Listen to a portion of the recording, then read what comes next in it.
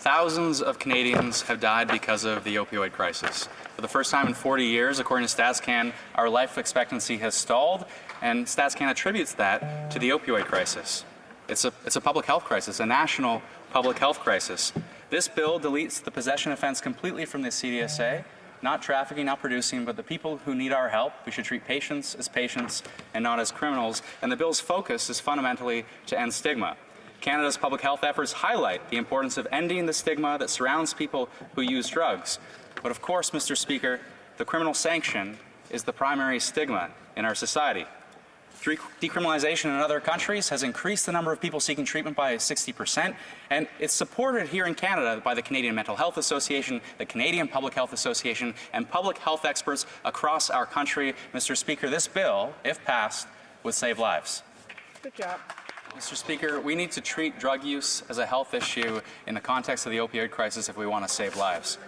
I won't shy away from advocating for decriminalization, but I'm aware early on in Parliament I have this opportunity to introduce a bill that will be debated and voted on.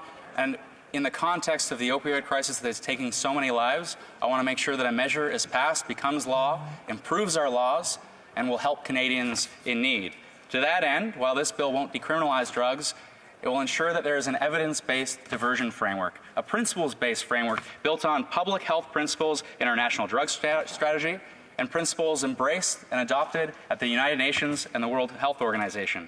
It's also built on the successful model of the Youth Criminal Justice Act here at home. It requires police and prosecutors to ensure before they move forward with charges that they consider whether it's sufficient to give a warning or to refer an individual in need to a public health agency and provider.